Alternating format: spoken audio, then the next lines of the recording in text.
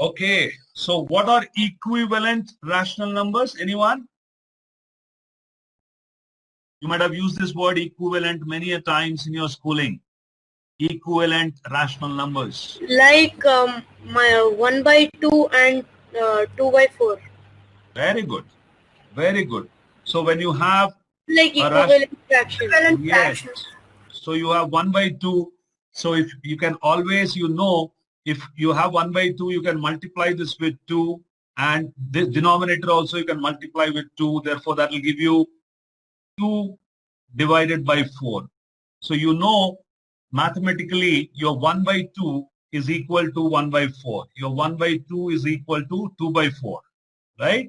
So similarly, if you multiply this 1 into 3 by 2 into 3, so your numerator and denominator, you are multiplying with the same number. So you can always do that.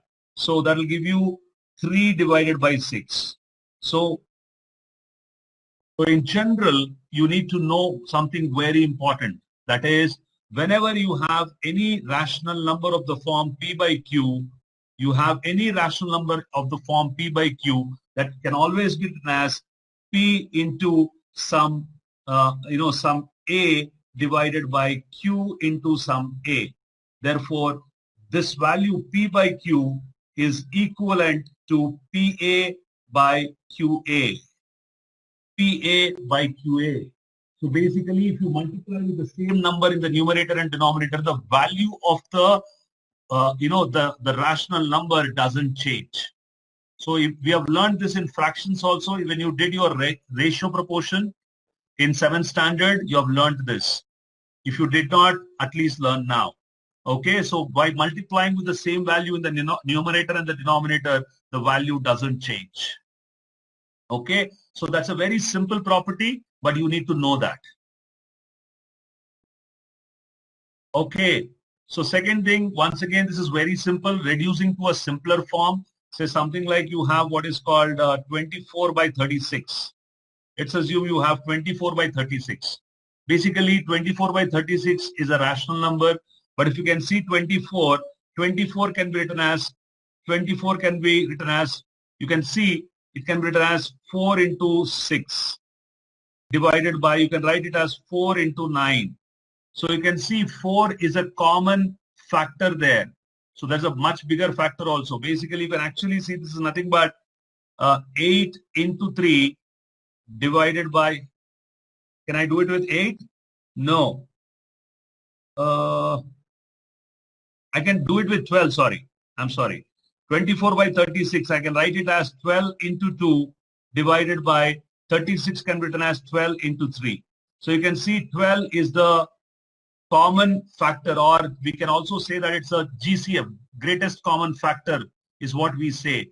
So basically you can see 12 into 2, 12 into 3. So your 12 and 12 is common factor that you can remove and say that your 24 by 36. The 24 by 36 is nothing but equal to 2 by 3.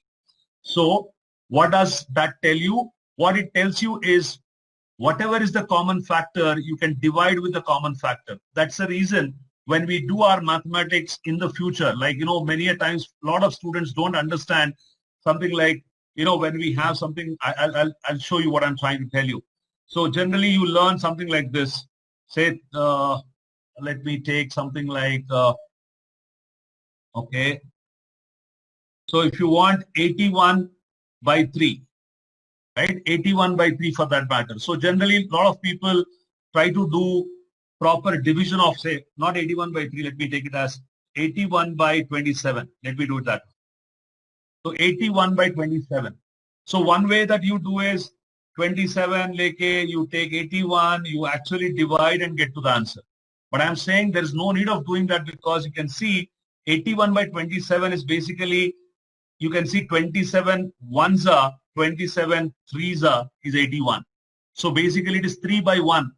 So this value is nothing but equal to 3 by 1. That's nothing but equal to 3.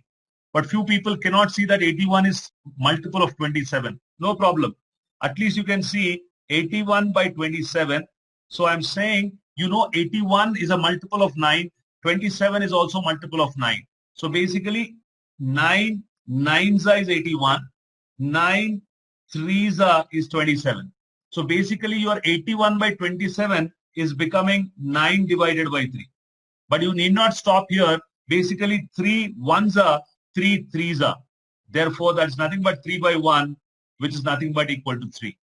So I'm saying you need not do these multiple steps. You can always keep cancelling numerator and denominator. Always you can cancel the value in numerator and denominator. So that's the logic. Where did this cancellation start? You know, a lot of people might have seen few of you in this class have attended my refresher program a month ago. You might have seen I do fast calculations. When I see numbers in the numerator and denominator, I keep cancelling them like that. Why do we cancel? Because whenever you have a common factor, you can cancel the common factor in the numerator and denominator.